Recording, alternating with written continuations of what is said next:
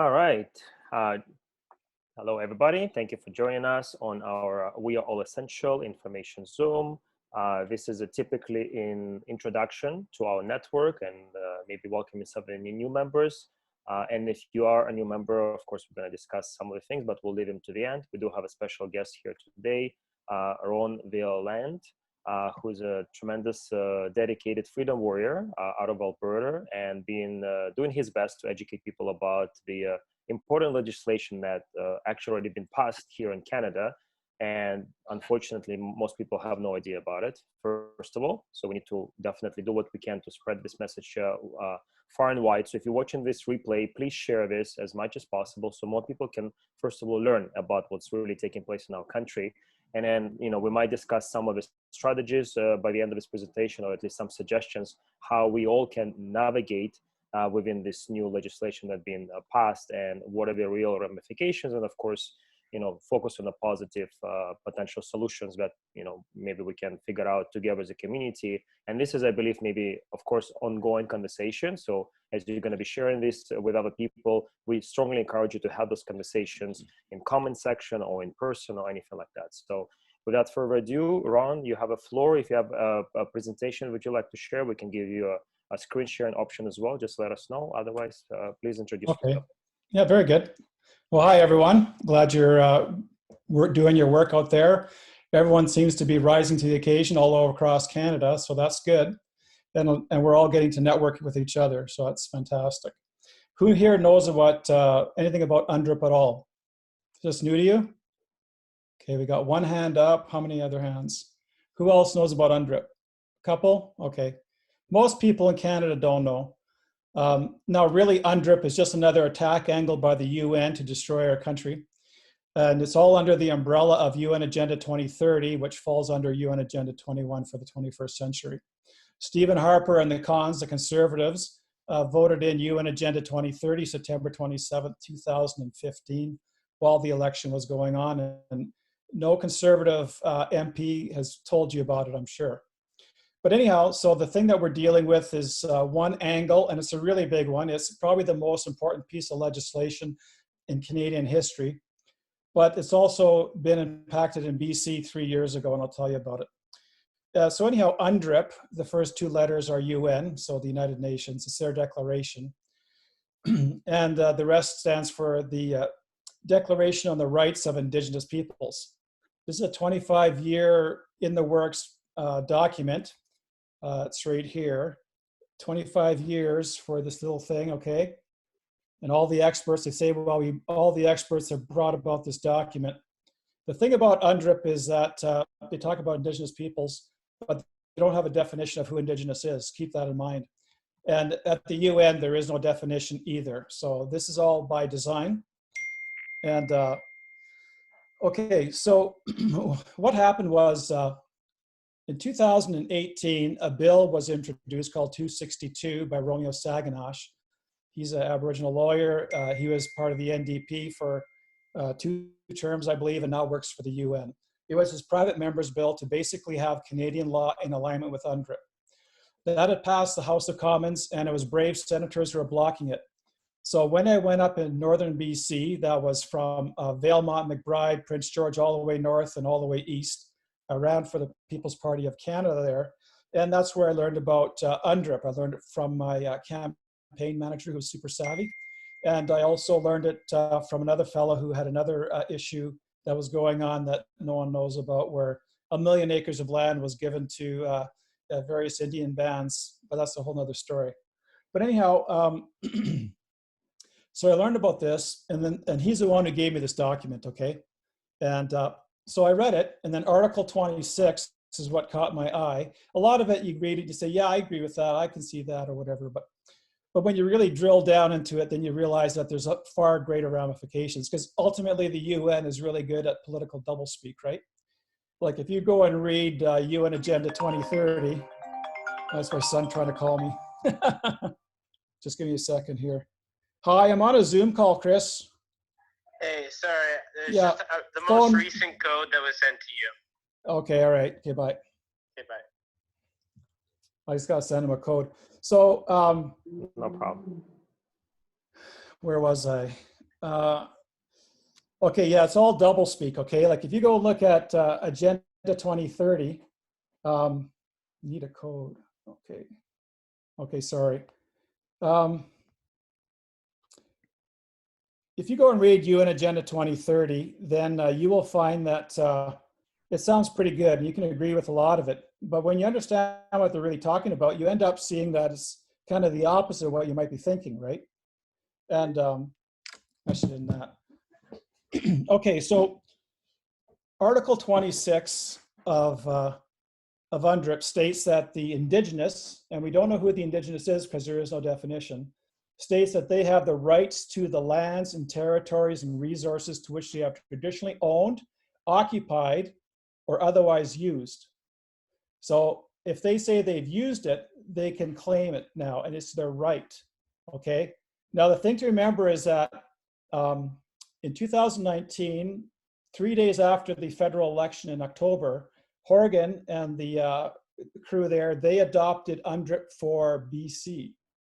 So BC is basically 3 years ahead of Canada now, because Canada, we're dealing with Bill C-15, which also includes BC as a province. But so that's been on the back burner for all this time, but no one knows about it. None of the conservative MPs, the federal MPs, have warned you about it. Bob Zimmer, who I ran against, I had 8 debates with. I brought up UN Agenda 2030 and UNDRIP, but he didn't want to talk about it. Okay, and he didn't warn BC after the fact either. So all of this is going on quietly behind the scenes. And I even know a person who's high up in the BC government, or of that person, and they're not allowed to speak to anyone about it, even today. Right now, BC, 95% of it has been claimed, from what I've been told, in the province. And there's an article that I shared with Vlad before, you might have shared it with you guys, talking about a lawyer representing the Indigenous bands stating that the BC people are going to have a hard time realizing that there's new owners for the Crown land in BC. That's where it's going to start, because it'll say, well, we murdered all those kids over in Kamloops and everything else like that, and we're white privileged and all that stuff, and all the stuff that they're barraging us with, making us to feel guilty for what basically the globalists have done to them, and then now they're going to do to everyone. So this is going on, and it's going to be released now that, okay, now there's another thing called Bill C-15, which actually is the thing that we were fighting. Okay, I'll back up here. During the election, I actually made a video and I talked about caribou recovery, which is a whole other thing, dealing with UNDRIP and with caribou and land grab. 2 million acres of land have been grabbed in northern BC, and it's in every province across Canada to save the caribou so that the Aboriginals are able to bring them up to their harvesting numbers previously. And it's just a con. And because the UN wants to drive us out of the small cities and into towns and into the large cities. Like you look at Lytton, how it's been torched, and now you got these fires burning all around, and you can expect, more situations like that threatening the small communities. And so basically caribou recovery with the 2 million acres off limits, that happened after, that actually was declared after the election, but even during the election, the back roads and stuff, there were signs going up saying no access and stuff. But that's all a part of it. It's just another attack angle.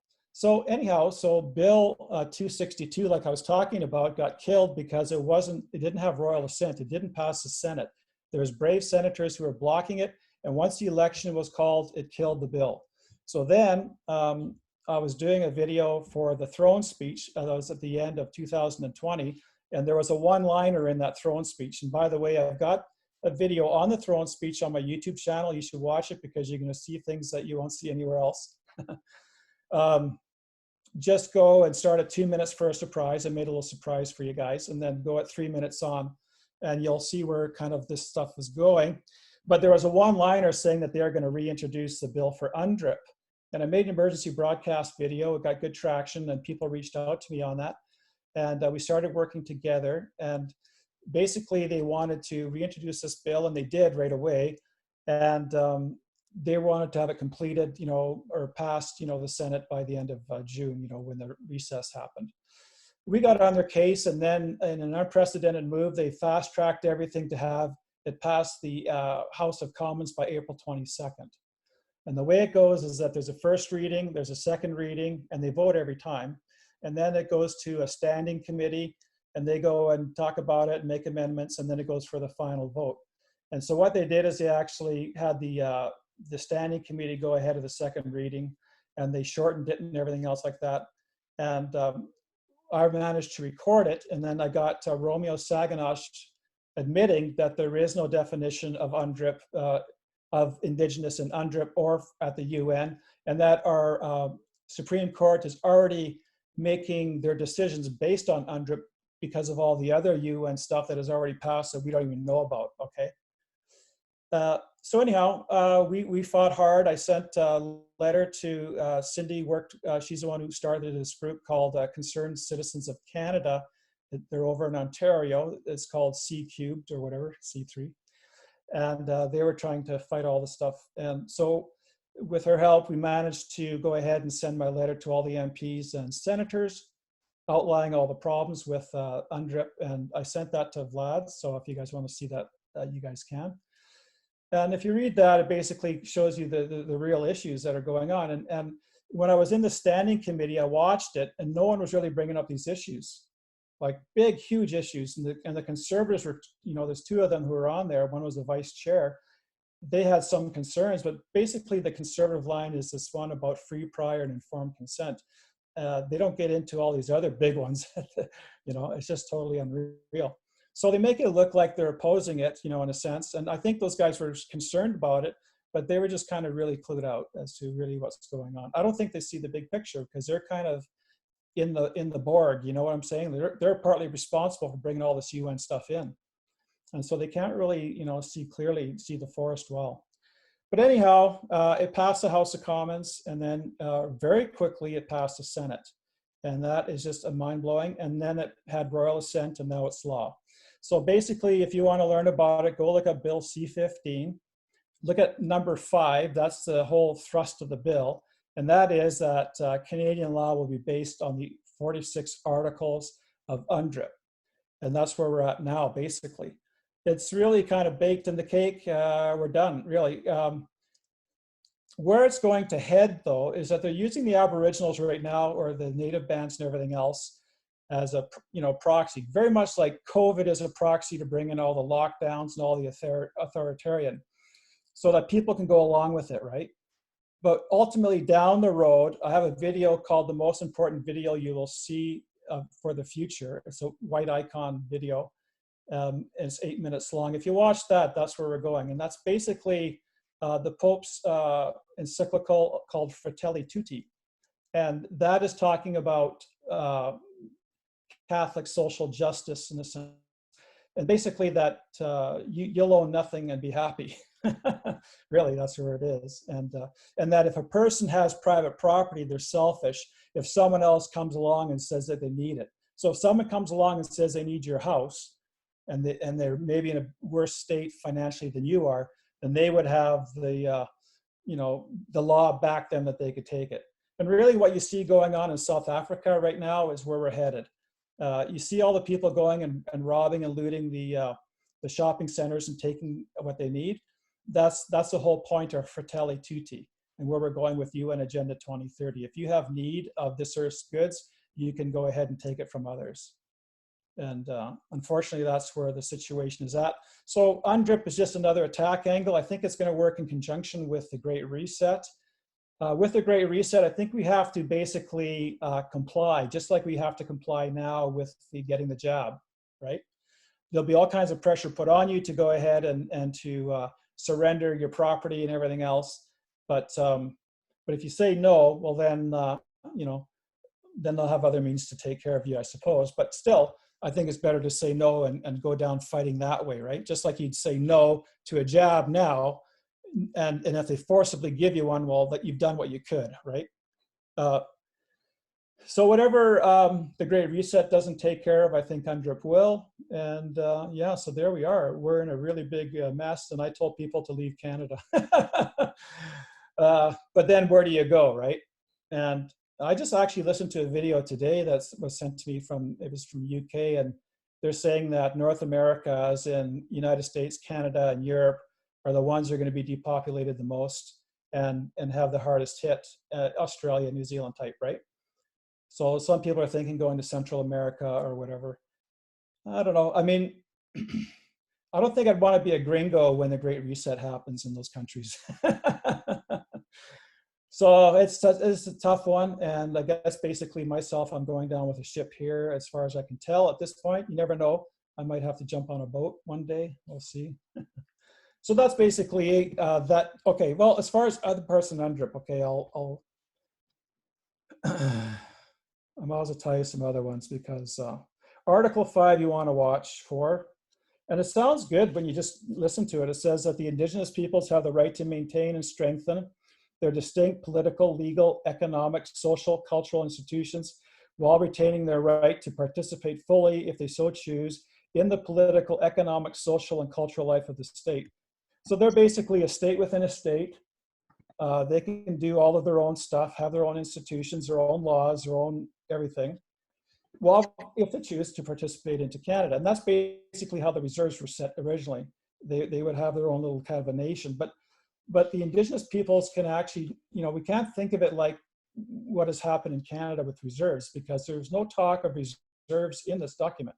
So it can be one single Indigenous person can have his or her own laws and social system and everything else. And we're supposed to maintain and strengthen their situation. There's another article that basically talks about how Indigenous peoples from foreign lands can participate with their brothers and sisters in another country. So you can have people who have totally different views of us, and I mentioned in the letter, actually, it's kind of dramatic what I said was, in Africa, there's cultures where they cut off women's clitorises, okay, and that's what they do. And so Article 5 was going to have us maintain and strengthen that thing. Or in Papua New Guinea, they used to have cannibalism, right? So it's just so far-fetched that it's unbelievable. Then there's Article 28. Now, the thing that's been going on, and the first time I heard about this was during the campaign in 2019 in Northern BC. They would open up a meeting saying that we, how's it going now? Someone help me. We declare that we are basically on Treaty 8 land, right? Yes. And yes. I listened to Bonnie Henry, but at her meeting they had in Vancouver, they started it by saying, we acknowledge, that's the word, we acknowledge that we are on the unceded territory, and they named 3 or 4 different bands. So where that plays into play is with Article 26, because, all these politicians and people are stating that this is their land, right? And even with the UNDRIP meeting that they had with the standing committee, that's how they started it. We acknowledge that we are on the territory of such and such, right? But Article 30 says that, actually 28, sorry. Indigenous peoples have the rights by redress by means that they can, let's see here, that they can include restitution. And when this is not possible, just, fair, and equitable. Now that's a word that you're going to listen to. Equitable is spotted all the time. And if you watch the throne speech video, you'll see Freeland talk about equitable and stuff like that. So equitable is a big word. Compensation for the lands, territories, and resources which they have traditionally owned or otherwise occupied or used, which have been confiscated, taken, occupied, used, or damaged without their free, prior, and informed consent. So this is going all the way back to the 1800s, 1700s, or whatever. And now compensation has to be made back to them for the use of those lands or the destruction thereof. It's just absolutely mind-blowing. And that also has to do with UN Agenda 2030, because they want the redistribution of wealth. And ultimately, the thing is to do a kill shot to our society, because we, as a free society, being prosperous and influential, are a threat and a stop, gap to implementing UN Agenda 2030 and their globalist fascist takeover of everything in 8 years, right?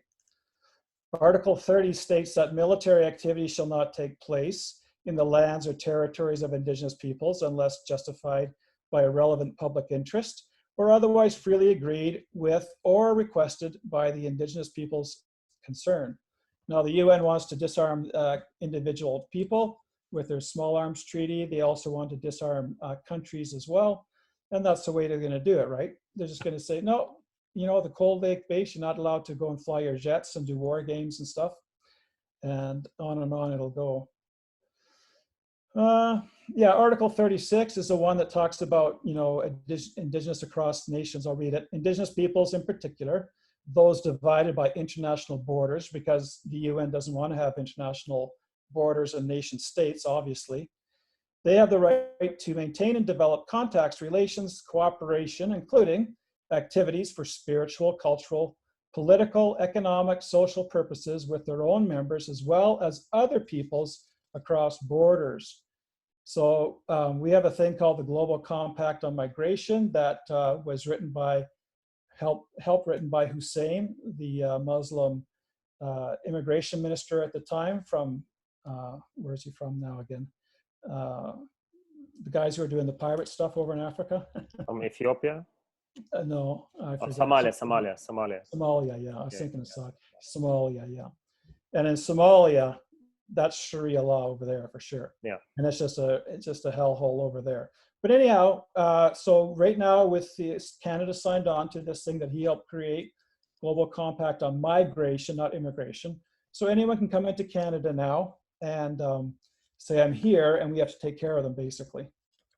You know, all the people coming across in Roxham Road in Quebec and stuff like that. Another one, I guess, is Article 46. Nothing in this declaration may be interpreted as implying for any state, people, group, or person any right to engage in any activity or to perform any act contrary to the Charter of the United Nations. Okay, so, you know, we're not allowed to go against the Charter of the United Nations. And Canadian law is going to be based, you know, on this document. So all Canadian law is going to be based on UNDRIP for the rights of the Indigenous peoples that had 25 years of the experts creating it, and there's no definition of Indigenous. And that's on purpose, like I said before, because when you go look up Indigenous in the law dictionary, it says born of the land. And this all ties into with that video I was telling you about, the most important video you'll see in your, you know, for your future about Fratelli Tutti. And that's going to be that anyone can claim anything, in a sense. It's going to be, it's going to be, you know, Mad Max in a sense, you know, down the road. So anyhow, that's basically it. It's kind of baked in the cake. The only way I can see that we could destroy this and fight back is if a PPC, People's Party of Canada, government formed a majority, which is, you know, highly unlikely, but it's, you know, anything's possible.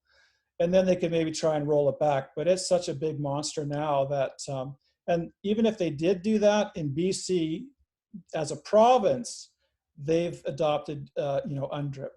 And so that's another thing that has to be done. But no one knows about it, unfortunately, and no one has raised a warning call except, you know, us guys, and we just have a small voice. The other thing too is I try to get on major media, because that was the whole point of, if we could get US major media, then we could kind of the world to know about it, and we can still do that. I think that we have to.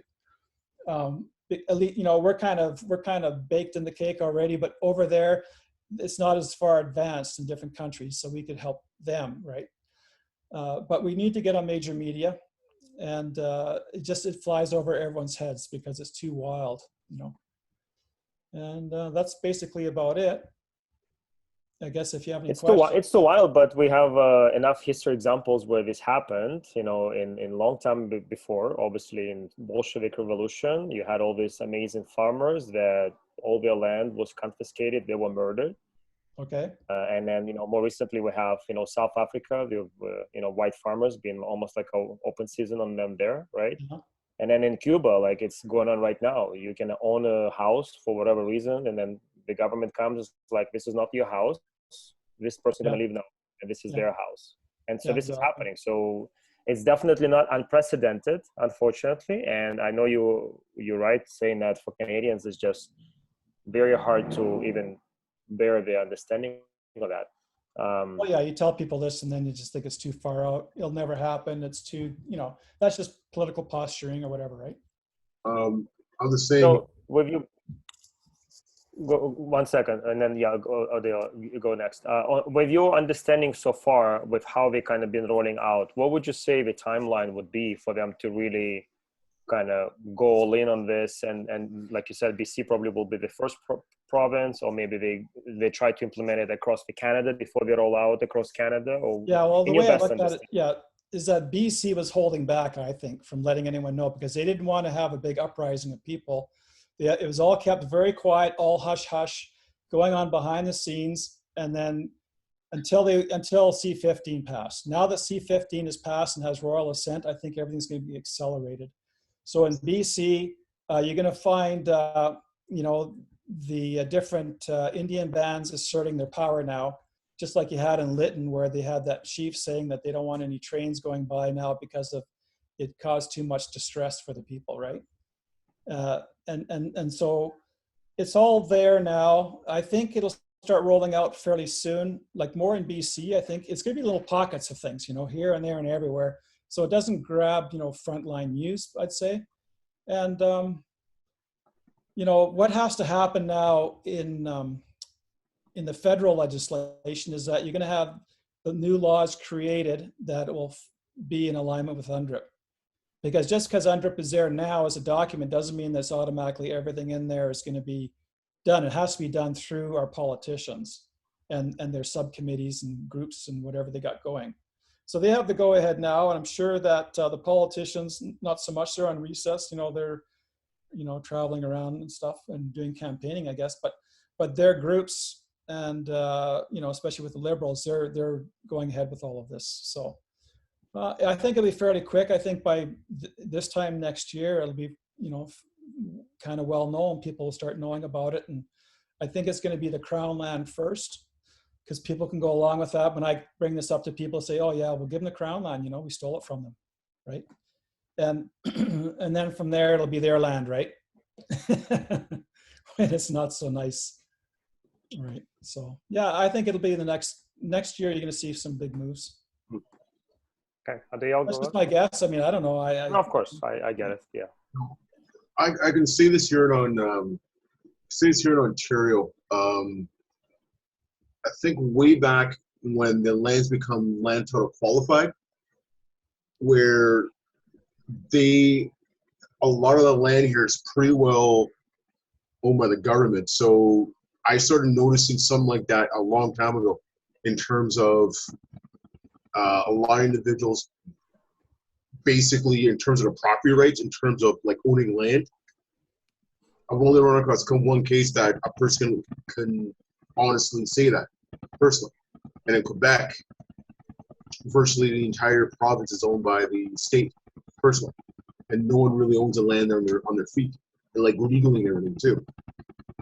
Like yeah, if you go into it, I mean, none of us really own our land in a sense. We get it, you know, we bring it to land titles, and it's really just like a, you know, the Crown really owns everything in a sense. Yeah. So I mean, so with UNDRIP is that, well, I mean, if they can do it in the BC, well, it's not difficult. It's not difficult in any other province, because all it has to do is just change a couple of pieces of legislation.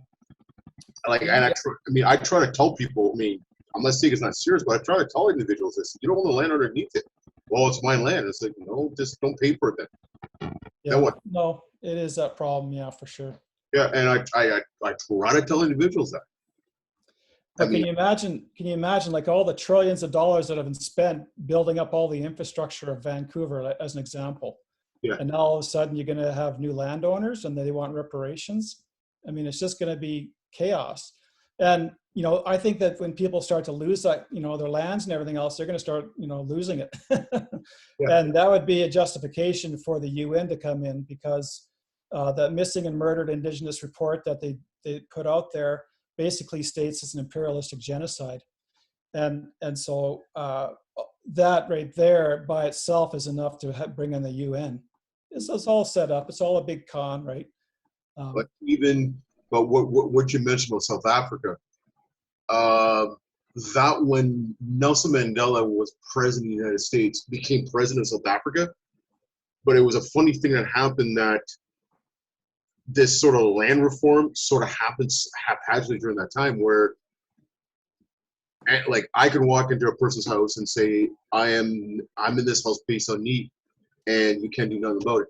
That happened well over 20 years ago. Yeah, that was 2000. Yeah, Yeah. for sure. So that was what you're seeing here is it's like, well, no, that happened almost 20 years ago. Yeah. There was a lecture I heard about. He basically said, "You guys have no idea if you think you're free, you're shocked." And he just gave us, because he was professional in South Africa, he was giving his own testimony. It was insane what was happening, like during that time from apartheid to what we called supposed democracy.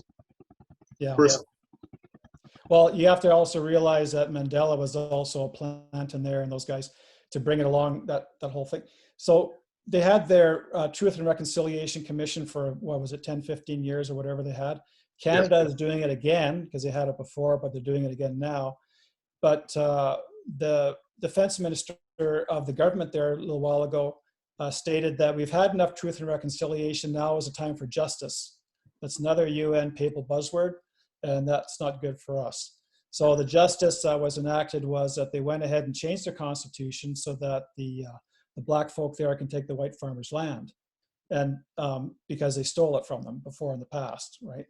So all of this is just basically, it's to use these old tensions and things that have happened in the past to resurface them again, add fire to it, and have everything blow up, right? And to use it as a justification to go ahead and turn everything upside down, because the real goal is to destroy the capitalist West so that we will not fight back on the takeover with UN Agenda 2030. Yeah, ultimately, globalist agenda is all about control. And then the other thing too, in BC, my campaign manager, I talked to her a little while ago, and she said that some of the large businesses have been approached by various different Indian chiefs and stuff, saying that you guys are operating on our land and we want to cut.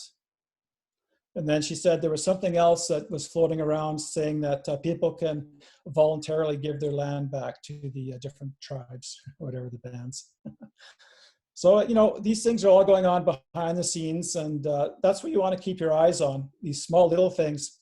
Just like when David Menzies, I put this in one of my videos, David Menzies was in Toronto at the City Hall area there, and there was a circle of tents, and there was various peoples there, and John Tory didn't kick him off, and they stayed there for like 3 weeks, but guys like David Menzies got the boot, or anyone who challenged them. And then there's a scene in there where basically there's a woman, and she doesn't look like she's Native American. She looked like she was from Africa. And she says, "This is my indigenous land. You are on my indigenous land. These are my indigenous people." And they weren't all Native Indians either. They're all sorts of people, right?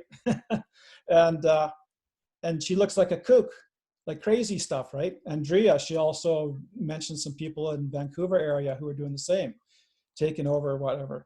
And the average person just thinks of those are you know, whack or nut jobs or whatever. And so, but they're not, because they're basically, you know, the front line of pushing this agenda forward. And it's really real. And so that's where we're at now. So the biggest thing we need to do is we need to get people to know about it. And, you know, you were mentioning maybe me going over there to speak at your rally. I don't think I'll be able to make it, but if I'd be happy to talk on a phone, you can hold it up to the microphone. Sure. I know it's not as good. I can maybe make it really brief. Yeah. But people need to know about this stuff and get it broadcast. And I tried contacting Chris Guy because he was on Alex Jones, and I tried going on Alex Jones. I tried going on Tucker Carlson, Glenn Beck, USA Watchdog. Tried to get the Western Standard, the Rebel. I just went all over the place, and I couldn't get anyone to deal with this topic. You know, it's just. And I tried to get Derek Sloan and Maxime Bernier to talk about it, and they were not really getting it either. So, yeah, if we can go ahead and get maybe someone can get onto the major media. So I tried phoning Chris Guy, and I just, you know, out of the blue phoned this guy. He doesn't know who I am. He's got 15, 20 people all talking around him. He can barely, yeah. And he's very gracious and everything else like that and whatnot. And I'm telling him, I says, look, I need to get a direct contact to InfoWars because I can't get through to them. Yes. He says, well, they contact me. I don't contact them. But I don't know. Come on, Sky. You could have given me a number, I'm sure. And Chris actually will be at Nanaimo. So if you want to make it last minute, ask him for the direct number. I will do my best to connect. Yeah. Obviously, and And anyhow, I told him about this UNDRIP stuff, and he says, "Oh man, I got so much I'm doing here, and I get all these guys like you calling me, wasting my time talking about other stuff or whatever, and see you later." No problem. But I get it, We'll But talk. so it flew over his head too. But he, obviously it wasn't like a straight conversation. He had I understand. all the stuff going around, like he's in a tornado trying to talk to me. Yeah, it's impossible when Yeah. you're at the rod and you have Yeah. like 1,000 people going after But you. anyhow, that's the deal. And Okay. Samantha, you have a question? Yeah, I'm thinking, okay, so there's a group that is in BC that is, fighting these tyrannical measures through common law. And they've made, their focus has been on making, alliances with Indigenous. And they see UNDRIP as being possibly to our advantage, assuming, as long as there are those alliances, as long as, I'm wondering what you think about that, because if the Crown has to hand over the land to the Indigenous, and the Indigenous are in support of, free Canada, I mean, could that possibly, is that just being overly optimistic? Is that a possibility that we could, Yeah, that's what's his name? Who's the guy who's heading that? Well, there are a few. I bought his book. There are a few people doing common law, right? So yeah, the main guy. Like anything. The one who's been doing it. United, it's a Vernon group, like a Sovereigns United. Oh, is it? Oh, okay. I'm thinking of the one over in Vancouver, the guy who, I can't think of his name now. But anyhow, no, I don't think it's good at all. Because the thing is that right now behind the scenes, the politicians and their groups, let's say, like I know that about that person who's high up in BC, and they're not allowed to talk to anyone about it. So they're doing things that we don't even know about.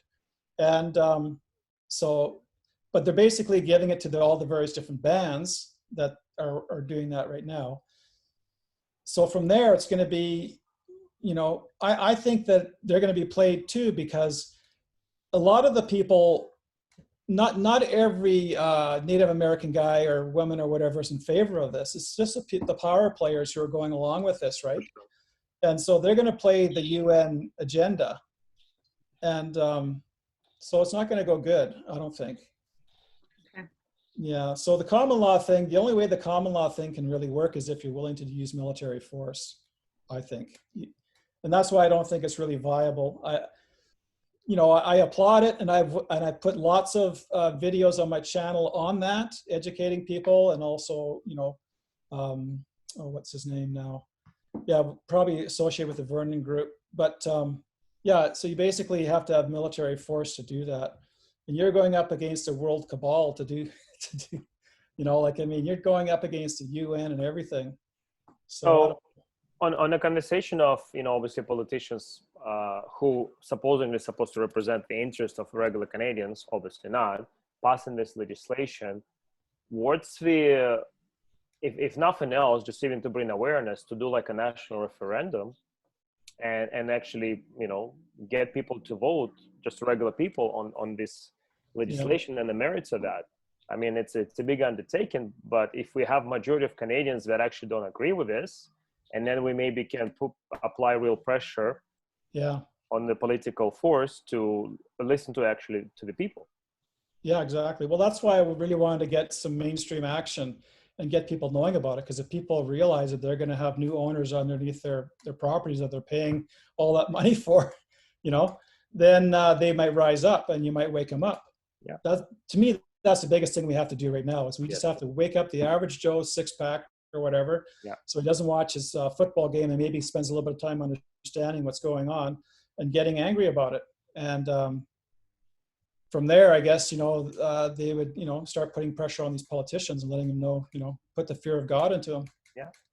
Yeah, because the reality is, and it might be as fast as by the next year, a lot of things are going to be rolling out, and obviously COVID measures another destruction in itself because we're putting all the attention and measures to fight those things. But there's even a bigger issue, which people don't pay attention to. But I think, once we able to educate people, that's what we've been doing for over a year anyway. Yeah, for sure. And we're able to equip people with real knowledge and at least provide them an opportunity to cast their vote for this or against this, obviously, right? And we can build some type of resistance, right?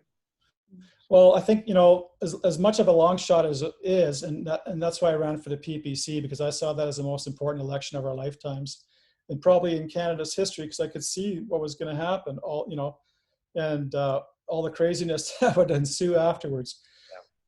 And I guess we can do multiple attacks in any which way we can. That's why I applaud the people who are doing the common law stuff. Hey, if they can gain traction and do something positive, you know, great, right?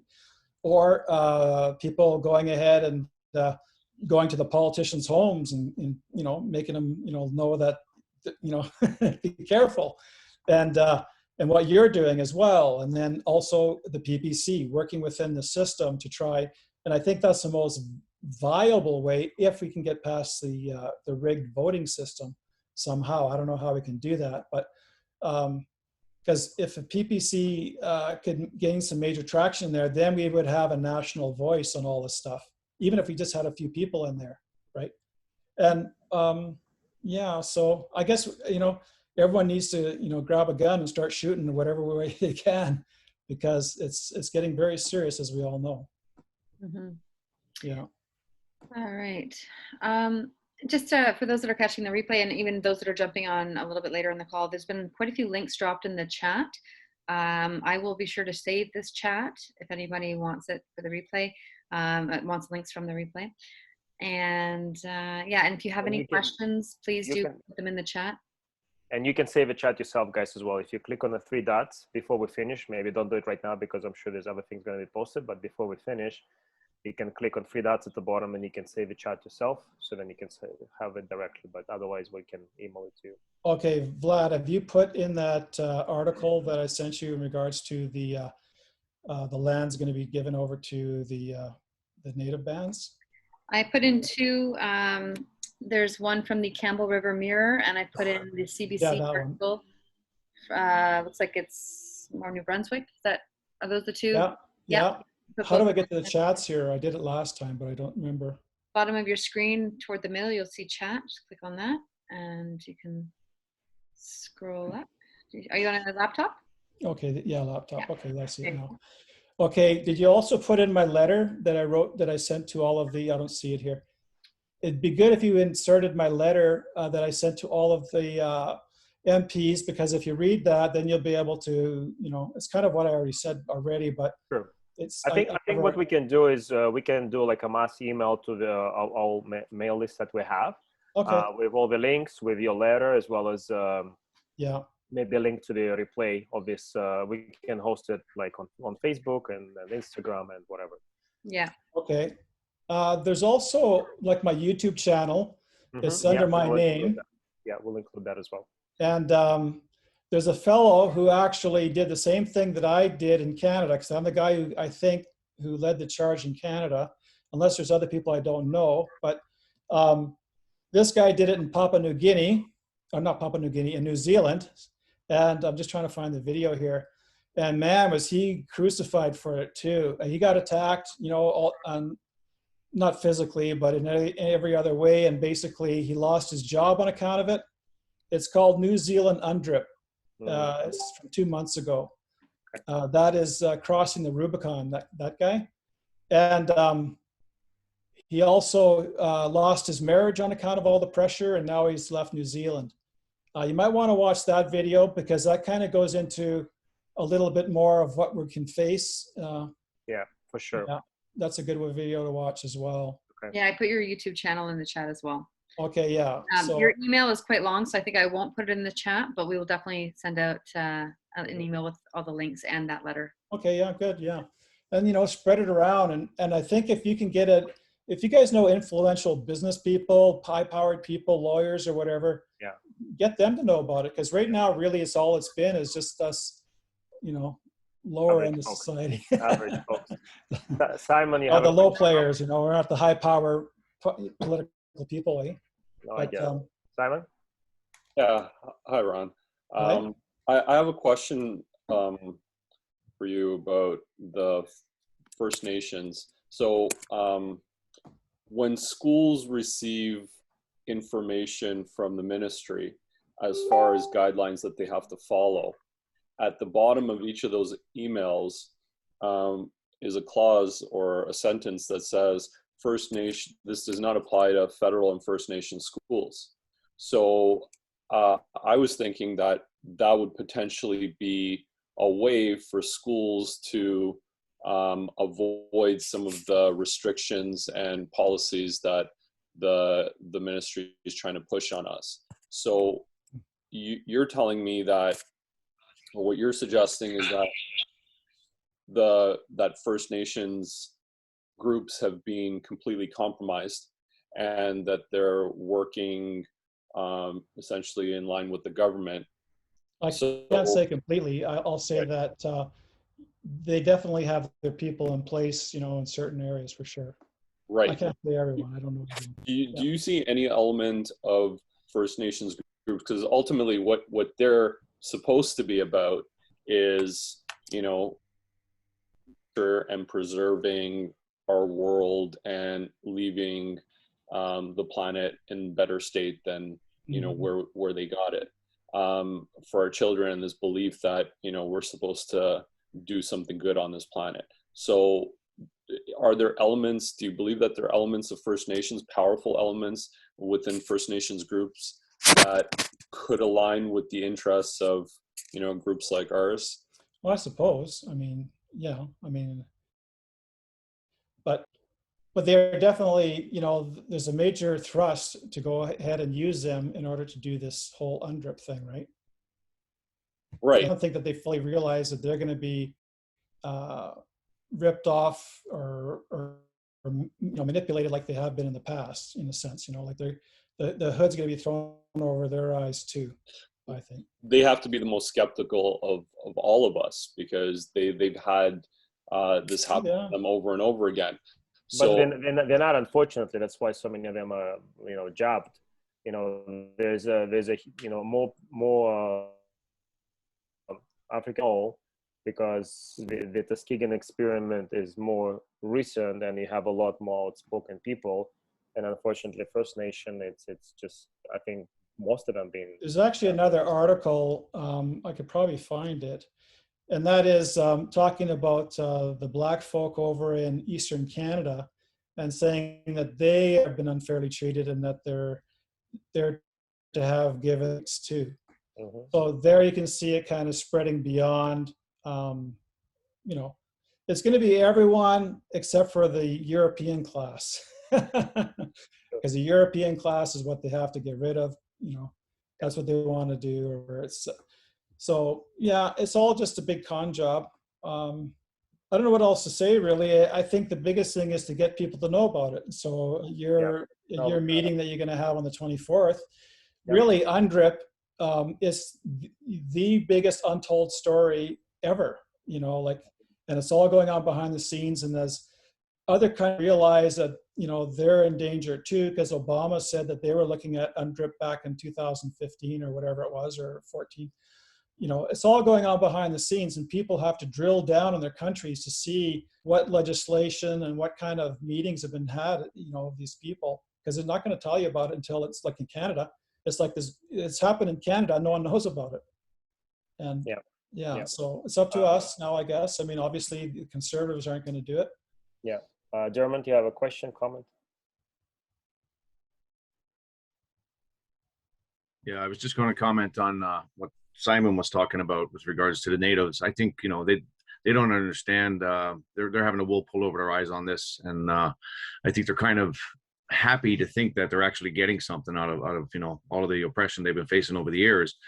So they're blinded into the false sense of security that they're getting something good out of it. And I can speak to that from we had a rally a few weeks back in Oshawa, and we were talking a little bit about the natives and stuff, and what was going on. And we actually had a couple of natives that happened to be walking by, heard us, and came and, got pretty heated with us. And I had to step aside and talk to them about it and try and fill them in on, what exactly we were talking about. And they were actually quite shocked to realize how much we actually knew about what was going on. But the thing is, just the optics on it is hard for them to realize. It's hard to wake them up to it, because they don't know either. They're basically being hoodwinked into it as well.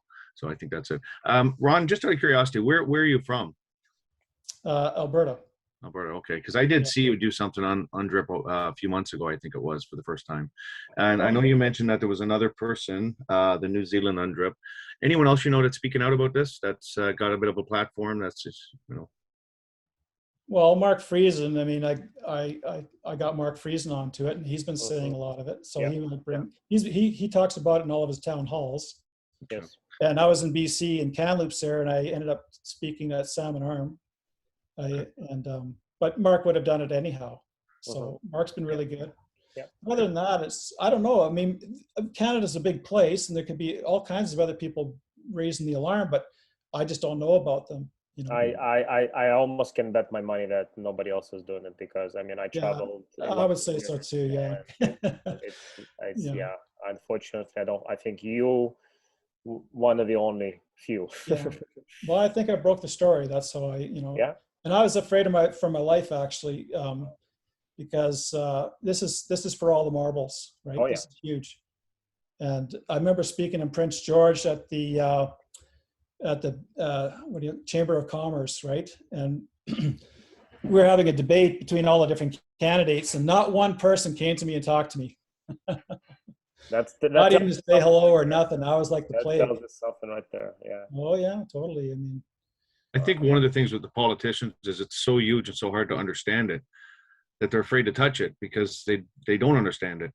And it's unfortunate because it's obviously very important. I heard you say that you reached out to Derek Sloan, I believe. Yeah. And nothing, not interested. Well, I mean, it's hard to get attention of these guys because everyone's reaching out.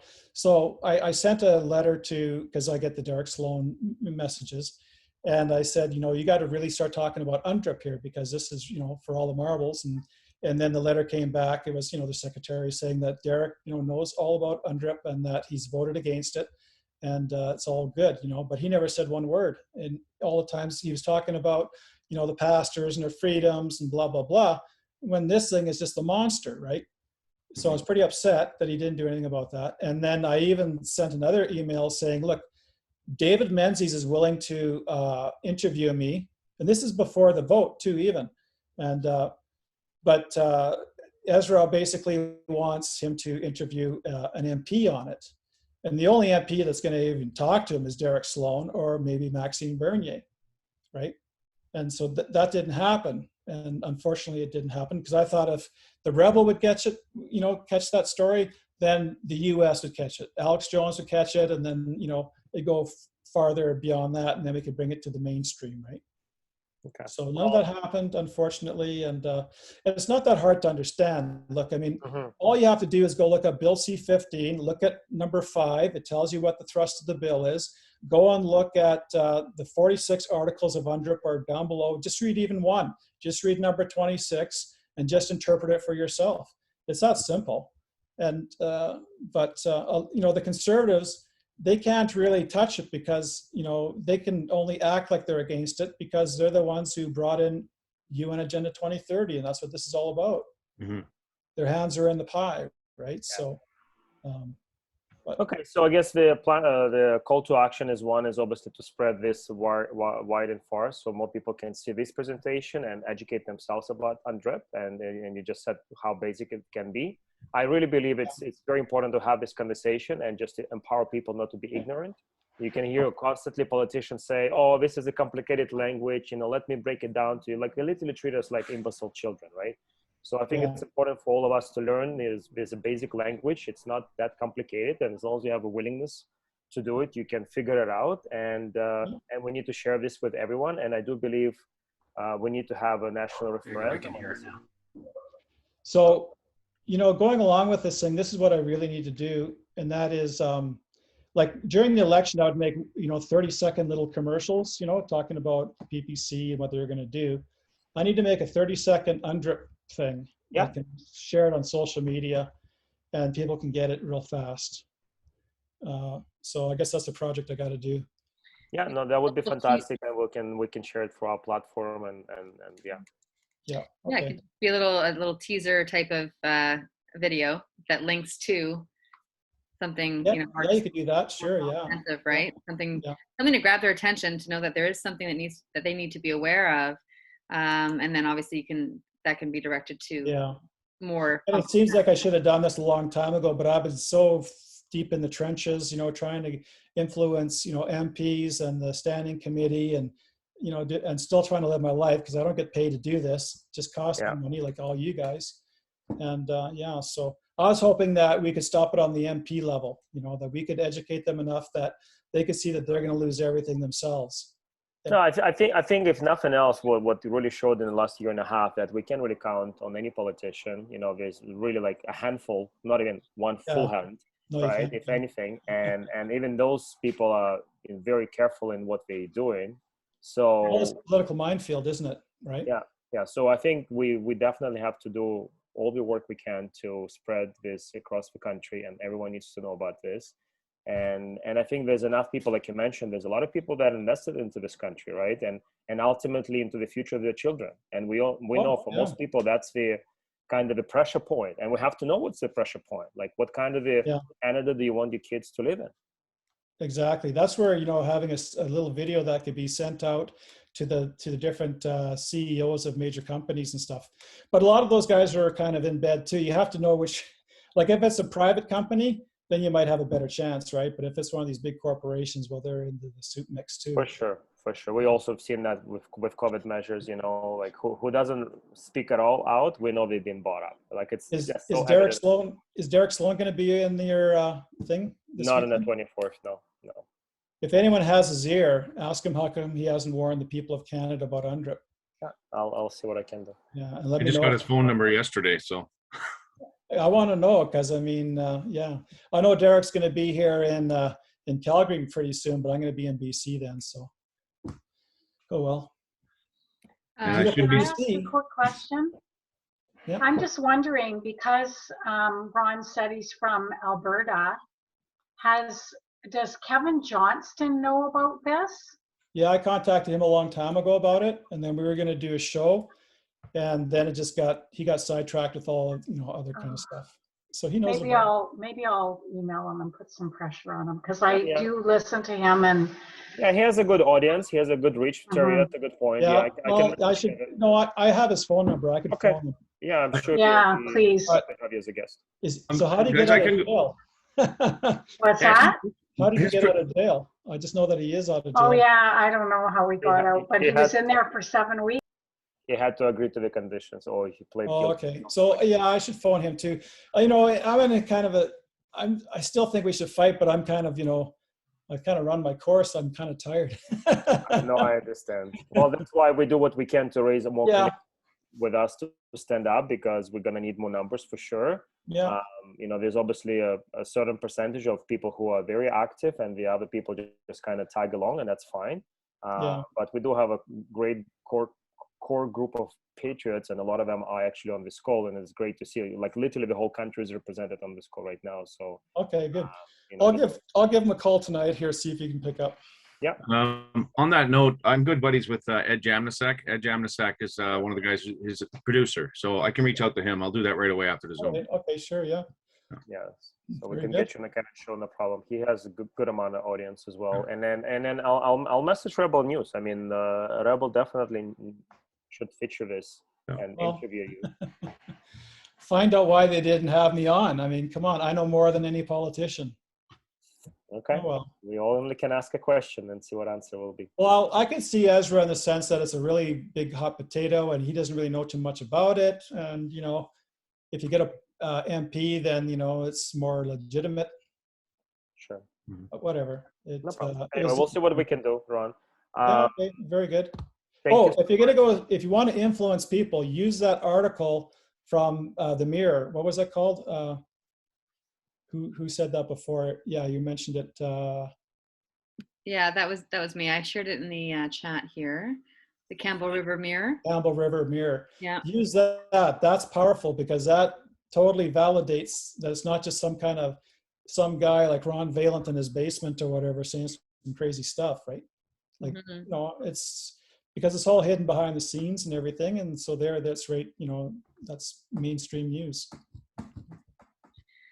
All right, everybody. Any other questions before we wrap this up? And once again, at the beginning of the call, I mentioned if there's any new members to our network and you've got a question about what we do day to day. If you need help accessing anything, please, don't hesitate to drop that in the chat or to just raise your hand and ask. This is still our network Zoom.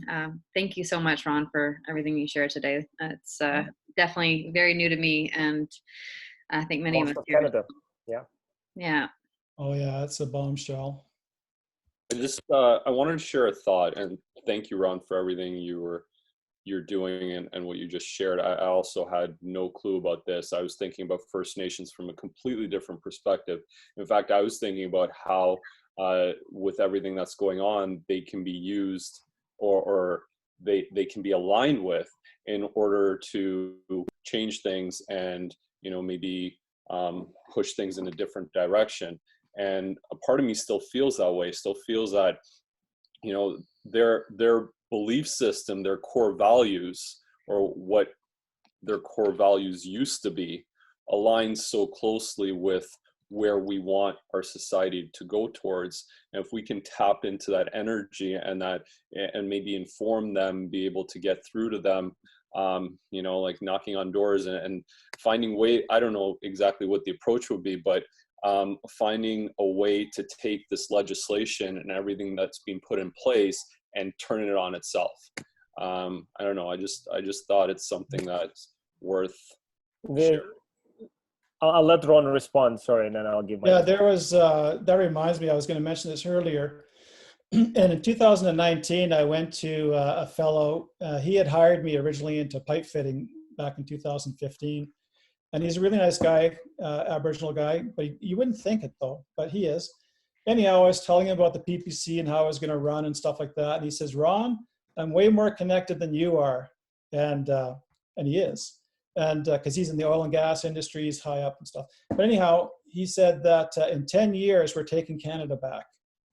And I was applying for a job, so I didn't really ask too many questions. And it kind of blindsided me. I'm thinking, what do you mean? But now I know what he means, it's UNDRIP.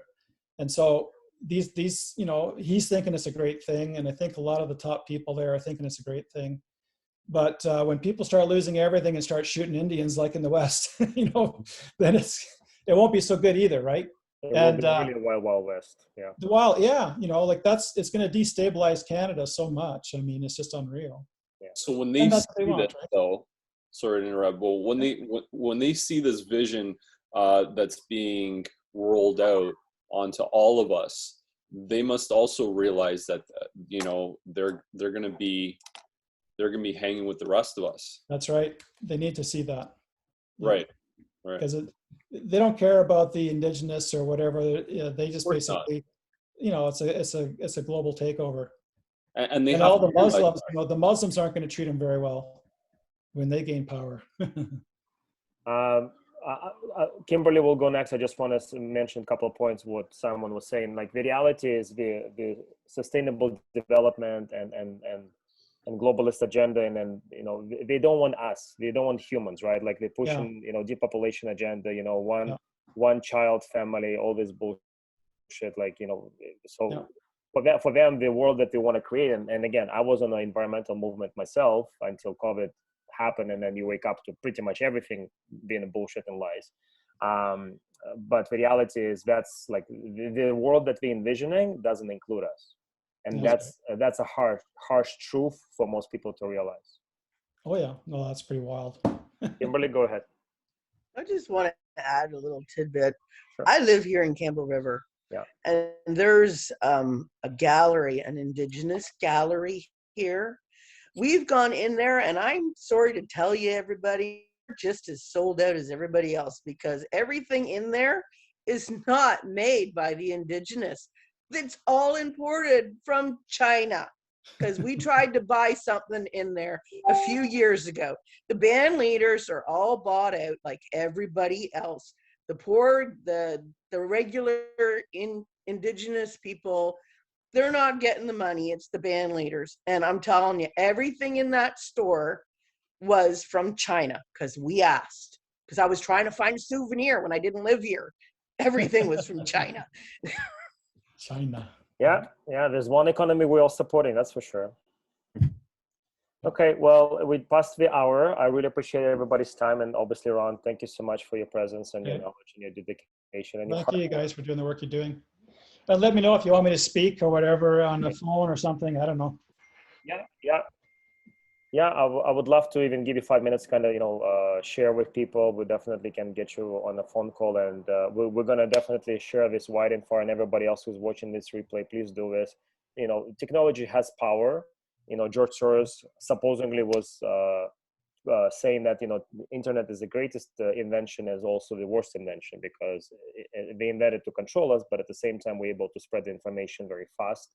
And as much as they want to censor us, it's not completely impossible. So that's a good news for us. So we'll do what we can, and would love to have you back and maybe share some of the new updates or whatever we can. All right. Thanks for listening. Thanks, Ron. Thanks, guys. No, it's Thank you, Ron. I should Sorry, I have was had late. this Thank you. conversation 3 years ago with you. Thank you, Ron. Lots of appreciation in the chat for you, Ron. I don't know if you're in the chat still, but thank you so much. All right, thank you. Okay, Thank you very everybody can much. save the chat, guys. We have Samantha will stay here. I'll save the chat too. Okay. Bye. Bye. Thank you. Bye. Ron. Thank you, Ron. Night, everybody. Bye, Kimberly. Good night, guys. Bye. Good night, you guys. Bye, guys. Thanks. That Bye. time on the 24th or whatever else Good we night. have. Yeah. Got It's it. gonna be awesome. Toronto, Vancouver, wherever you at. Yeah. See you Let's soon, go. everybody. Bye, Sam.